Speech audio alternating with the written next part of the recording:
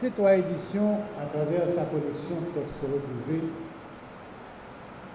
sort un ouvrage qui est un recueil de témoignages sur la vie, l'œuvre, la pensée et l'action d'un des plus illustres capois, de l'un des plus illustres haïtiens, M. Anténor Firmin.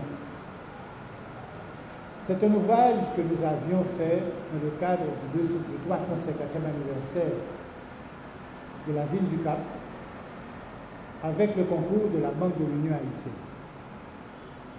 Anténor Firmin, pourquoi un recueil de témoignages sur sa vie, son œuvre, sa pensée, son action? Tout d'abord, signalons que ce sont des témoins de première main, des gens donc, effectivement, comme le nom l'indique, qui ont connu, qui ont fréquenté Anténor Firmin, des gens qui ont croisé sa route, comme Horace Polius Sanon, Sémou Pradel, Démétrie Sandré. Et il y a aussi dans l'ouvrage l'analyse de Georges Benjamin, qui est une psychanalyse d'Anténor Firmin. Pourquoi Anténor Firmin en 2021? Eh bien, pour plusieurs raisons, parmi lesquelles, premièrement, c'est un modèle pour les jeunes qui se plaignent, qui ne cessent jamais de se plaindre, qui ne sont pas encadrés. Anténor Firmin s'est construit. Il a eu comme encadrement des professeurs, mais il avait eu aussi une volonté de devenir quelqu'un. Il s'est donc, grâce à ses professeurs, consacré à la lecture, à de longues heures, jour comme de nuit, à la lecture de livres capables de meubler son cerveau. Ceci depuis son plus jeune âge jusqu'à sa mort. Il n'est pas tout à fait un autodidacte parce que lors de ses nombreux séjours à Paris, il a suivi des cours des grandes écoles de sciences politiques, d'économie, de finance et de droit.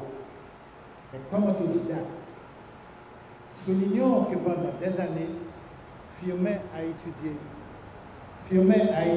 seul les sciences juridiques, tout seul. Et quand il est rentré à Port-au-Prince pour passer son examen, eh bien, il a reçu son diplôme d'avocat avec acclamation. Il est devenu l'un de nos plus brillants juristes. La deuxième raison, c'est que Firmin, c'est l'anticorruption. Firmin, c'est l'homme qui, comme ministre des Finances, Hippolyte, a assaini les finances haïtiennes en ce sens qu'il a nommé dans les douanes de la République des gens capables et qui n'étaient pas des voleurs comme nous avons l'habitude de le voir. C'est un homme qui a régulé l'administration publique en mettant des hommes valables à leur place et en combattant toute espèce de détournement de fonds. Firmin a pu engranger suffisamment de recettes pour pouvoir permettre au gouvernement Hippolyte de bâtir des ponts, le marché en fer, faire entrer le téléphone, l'électricité en Haïti et installer le câble transatlantique pour lier Haïti au monde international. Firmin, c'est aussi l'homme, troisièmement, qui croit dans l'éducation, qui est l'ennemi de la médiocrité, et qui pense que la première chose à faire pour sauver ce pays, c'est de chasser la nuit du cerveau haïtien.